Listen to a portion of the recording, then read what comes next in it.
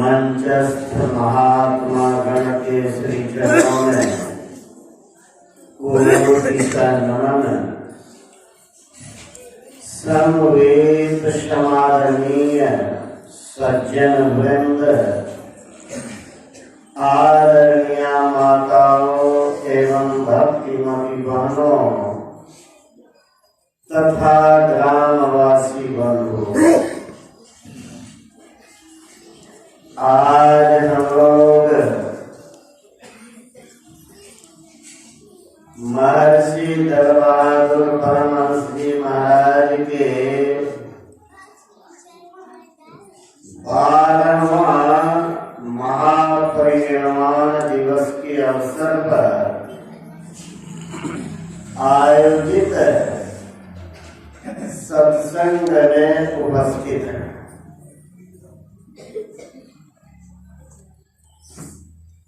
महर्षि दलबहादुर परमहंस जी महाराज संतत्व को प्राप्त किए हुए थे।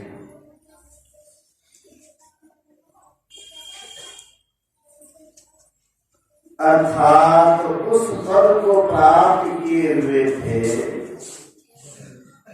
कि उस पद के बाद और कोई पद नहीं।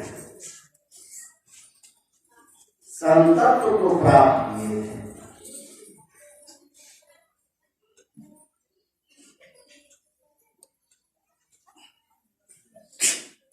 ऋषि वाणी में आया है कि जैसे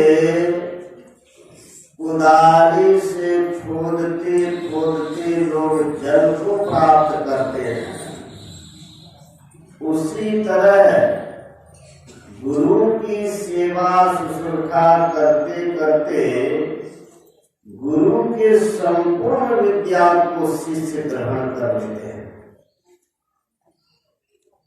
वैसे ही पूज्य महर्षि दलबहादुर परमहंस जी महाराज, प्रभुपाद सद्गुरुदेव महाराज की अनन्य सेवा की पूज्य बाबा सुनाया करते थे कि जब मैं गुरु महाराज की सेवा में रहता था तो और जो सेवक थे चले जाते थे सुबह सुबह क्या करने के लिए, व्यायाम करने के लिए, टहलने के लिए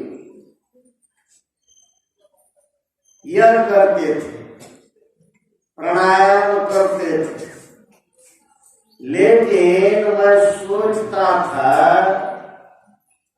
कि व्यायाम करूंगा तो वो तो शरीर ठीक होगा, यदि हम सेवा का काम करें तो सेवा भी होगा, व्यायाम भी होगा, दोनों काम होगा।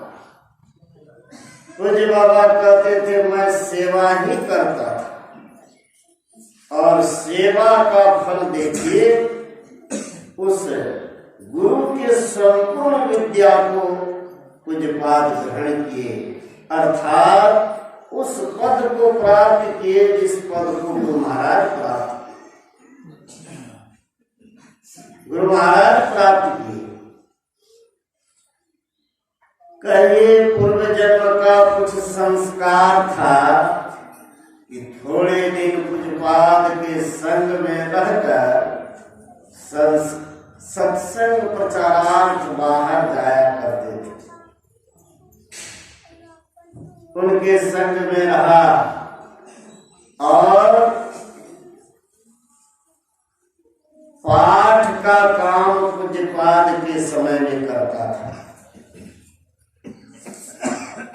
और उनकी इतनी पहली दृष्टि थी, कहीं भी यदि थोड़ी सी उच्चारण में गलती हो जाए तो तुरंत वहां कहते, तुरंत कहते इस शब्द का ऐसे उच्चारण, ऐसे हो। ऐसे थे महान पुरुष।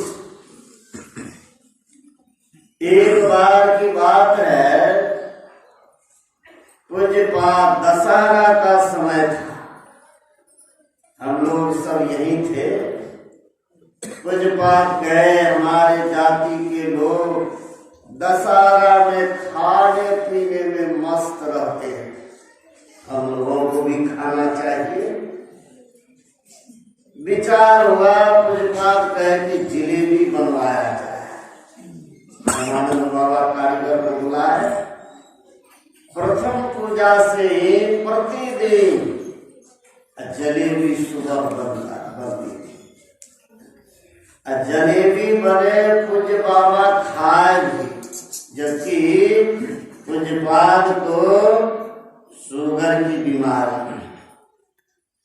ज्यो खाए रोज चेक करे तो चीनी घटते जाए, घटते जाए, नॉर्मल ही रहे। देखिए ऐसे महान पुरुष थे। एक बार सत्संग प्रचारार्थ हम लोग गए थे किनरवा बबलू जी के, और वहां से जाना था कटही,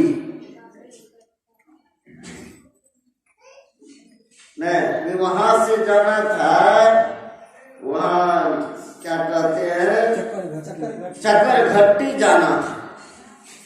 और वहां चक्करघट्टी के लोग आए थे अगवानी के लिए, जिनके यहाँ जाना था। तो पूज्यपाद कहे कि आप जो मुझे ले जाइएगा तो कहाँ रखिएगा? हजूर घर में रखेंगे। घर मजबूत है ना, मजबूत घर है कि नहीं है?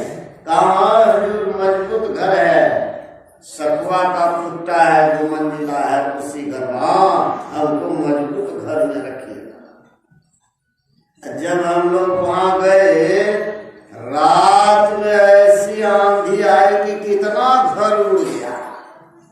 अब पंडाल जो बनाया गया था, पंडाल कहाँ चला गया ठिकाना में। हम लोग प्रातःकालीन बैठक की सत्संग, उसके बैठक खाने में किए। देखिए ऐसे अंतर्यामी थे, सबके मन की बात को जानते थे। पूज्यपाद कहा करते भी थे, यदि पोल खुलेगा तो घोल हो जाएगा। जैसे गुरु महाराज भी कहते थे, यदि हम सबके मन की बात को कहें तो एक भी व्यक्ति मेरे निकट नहीं आएगा। उसी तरह पूज्यपाद भी कहते थे, पोल खुलेगा तो घोल हो जाएगा।